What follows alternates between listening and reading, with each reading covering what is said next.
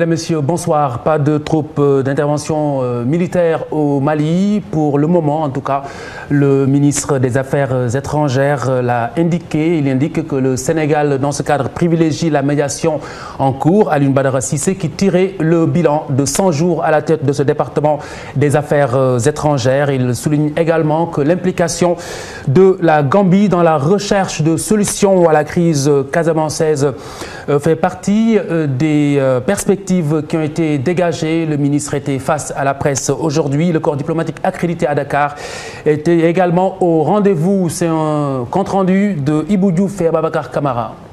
Une sorte de bilan 100 jours après la prise de fonction à la tête du ministère des Affaires étrangères. Alioune Badara Cissé parle des réalisations de la diplomatie sénégalaise, ses grands sentiers, parmi ceux la paix en Casamance et le rôle de la Gambie dans ce processus, entre autres. Le soutien sans ambiguïté que le président Yaya Jammeh a offert d'apporter au Sénégal dans la recherche de solutions de paix en Casamance.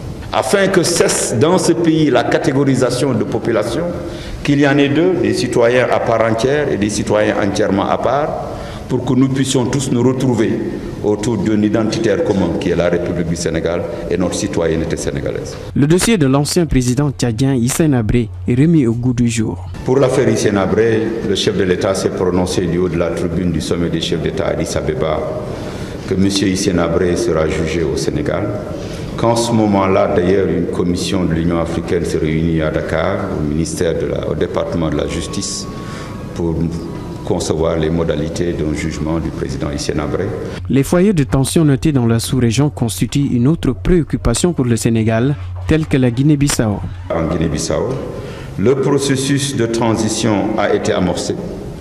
Les chefs d'État l'ont réitéré aux autorités bissau-guinéennes de mener une consultation pour avoir un gouvernement plus inclusif, parce que ne pouvant pas avoir de chance de succès tant que le PSGC ne sera pas associé. Et je pense que nous participons de cet exercice.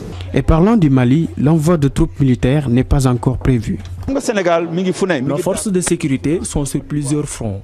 Ils sont au Darfour, au Soudan, en Côte d'Ivoire et en Guinée-Bissau. C'est intéressant, mais il ne faut pas oublier que ces hommes ont également une mission de maintien de l'ordre dans leur pays. Donc, ils ne seront pas au Mali.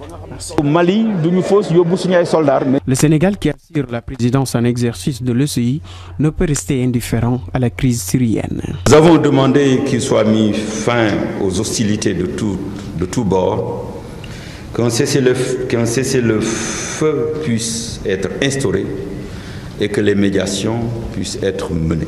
Cette rencontre a permis au patron de la diplomatie sénégalaise de réaffirmer la volonté de Dakar à œuvrer pour une bonne marche des relations internationales et une paix durable.